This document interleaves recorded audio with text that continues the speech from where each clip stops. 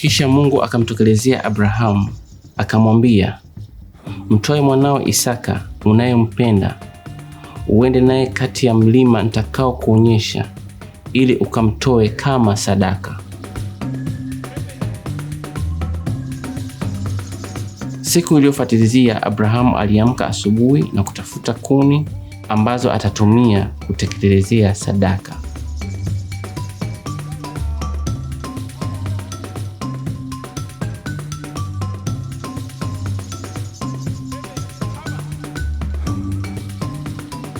Alitoka na kwenda katika sehemu aliyoelekezwa na Mungu akiwa na Isaka na vijakazi wake wawili.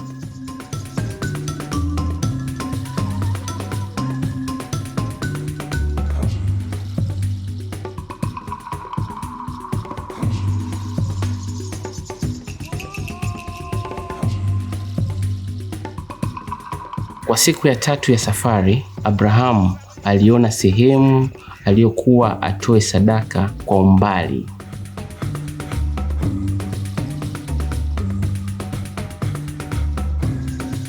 Kisha Abrahamu akawaambia wafanyikazi wake na vijakazi wake, kaeni hapa, mimi na mwanangu Isaka tunaenda kumwabudu Mungu, kisha tutarudi. Kisha wakitembea na Isaka akamuuliza baba yake Abrahamu, baba, hapa tuko na kuni za kuteketeza sadaka, ila je, iko wapi sadaka yenyewe? Abrahamu akamjibu Isaka akimwambia, mwanangu, Bwana Mungu atatoa sadaka.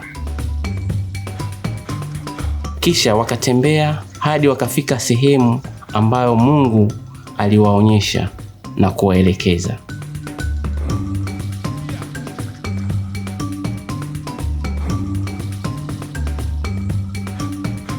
Walipowasili, Abrahamu akatengeneza madhabahu na kukusanya kuni. Kisha Abrahamu akamtoa Isaka na akamfunga kwa kamba na kumweka juu ya madhabahu. Abrahamu akatoa kisu chake na akawa yuko tayari kumtoa sadaka mwanawe Isaka.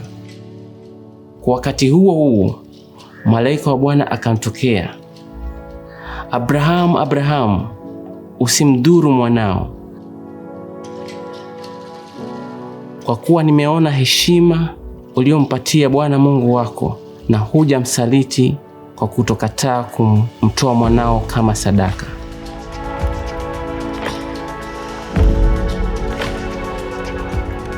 Abrahamu akaangalia kando na kaona mwana kondoo amefungwa kwenye kichaka, naye akamchukua na akamweka sehemu ya kutoa sadaka alipokuwa mwanawe Isaka. Abrahamu akaita pale mahali, Mungu atafadhili.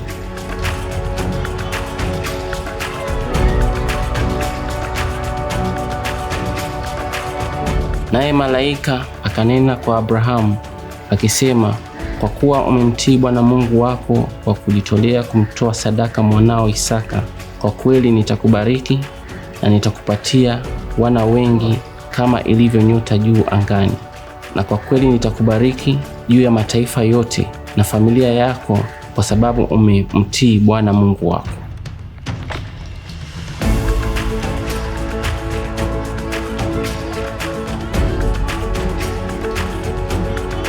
Ndipo Abrahamu na Isaka na wafanyikazi wake wawili wakarudi nyumbani.